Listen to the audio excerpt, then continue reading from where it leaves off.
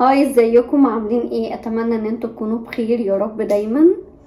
انا النهارده اشتريت حاجه عايزه اوريها لكم على السريع كده على طول، علشان خاطر انا عارفه ان في ناس كتيره قوي بتبقى عارفه هي ايه وبتتجاب منين والكلام ده كله. بس في حاجات احنا قبل ما نعمل الاوردر بنبقى مش عارفين هل هي دي مناسبه مش مناسبه. طب السايز بتاعها قد ايه؟ هل هتكفي مش هتكفي؟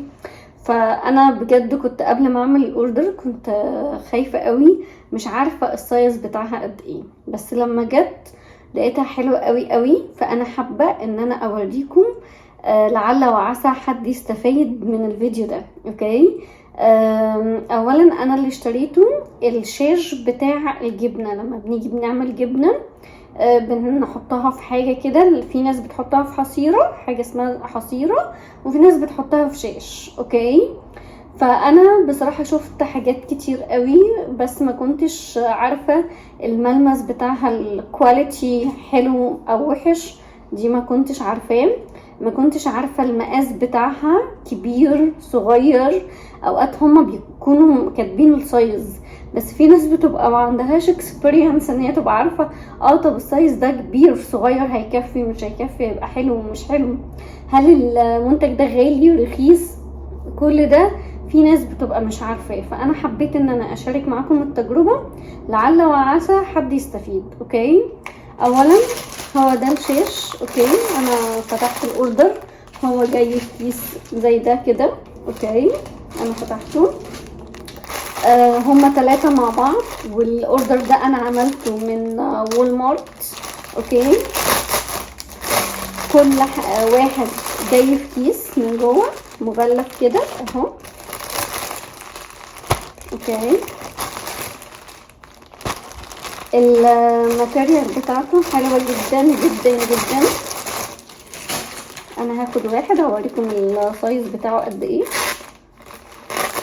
اوكي. شايفين؟ بصوا الحجم ده، الطول. اوكي.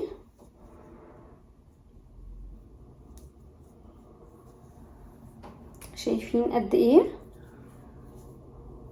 انا عايزه اوريكم كله على بعضه، بحاول ارجع ورا على قد ما اقدر، بس هي كبيره، يعني هي حجمها اهو كبير قوي.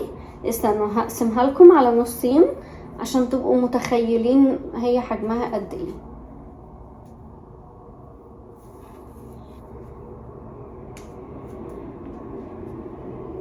اهو كده هي نصين، يعني هي قد كده مرتين. اوكي. اهي شايفين؟ اوكي. دي الشاش اللي بيتعمل بيه الجبنه. ال3 مع بعض دول كان around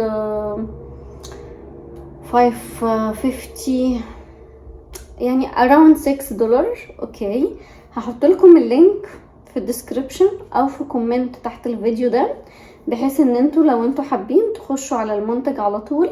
هو كان من وول مارت. انا شايفه ان الماتيريال بتاعته حلوه قوي، تقدروا تستخدموها to many time مش just one time.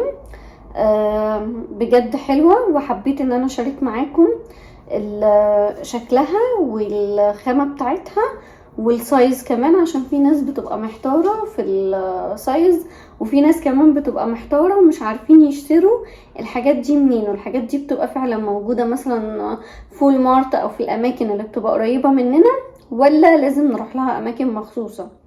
فانا حبيت ان انا اعرفكم هي موجوده فول مارت، واكيد هتلاقوها طبعا موجوده في امازون، وممكن تلاقوها في اكتر من مكان.